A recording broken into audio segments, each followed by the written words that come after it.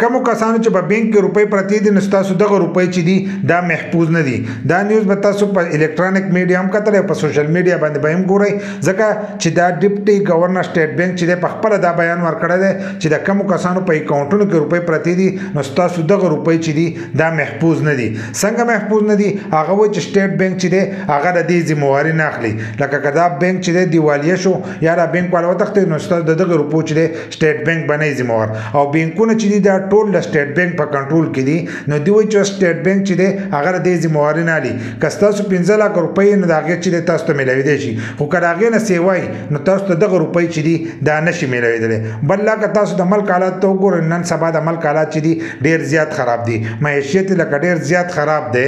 بل لا زموږ کم چیپ آرمي چې دی هغه د دې لپاره ډېرې منډې تړلې وي او دلته د دا بیان وکړو نو د کومو کسانو چې په بانکونو کې روپۍ پرتې دي نو هغه به هم دغه روپۍ راوکاږي نو د دې سره هغه معیشت چې دی هغه به نور هم خراب شي.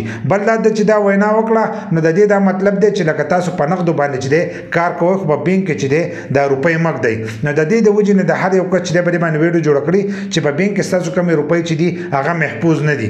محفوظ به دې نه دي که بانک وتښتېد نو ستاسو دغه روپۍ چې دي دا به ختمې شوي. نو دا د بانک د طرفه چې دی دا نوی اپډیټ راغلی دی ځکه چې هغه نه یو کس تپوس کړو نو هغه ته ډایرکټ دغه وایي چې ستاسو کومې روپۍ چې دي دا محفوظ نه دي. لکه سټیټ بانک والا چې دی هغه د دې ذمهواري نه اخلي. نو سټیټ بانک ته خو د دې پته لګي چې اوس د یو بانک کاتې صفا نه نو هغه ته ښه صفا پته لګي. بل لا چې هغه دیوالیه کېږي نو دې ته یې د مخکې نه پته لګي. که تاسو وګورئ څنګه چې زموږ په ملک کې کاروبار ټپ دی دغه شان د سټیټ بانک ته چې دی د ټولو بانکونو پته لګي چې د دې کاتې صفا دي که نه دي صفا. نو د دې ذمهوار چې دی هغه ټول سټیټ بانک دی نو هغه چې دی د دې ذمهواري نه لري. نو کومو کسانو چې په بانک کې روپۍ دي نو هغه پرې سوچ وکړئ که راوکاږئ او که په بانک کېږدئ که بانک دیوالیه شو نو دغه روپۍ چې دي دا تاسو ته نشي میلاویدلی. نو دا د هغو د طرفه چې دی نوی اپډیټ و.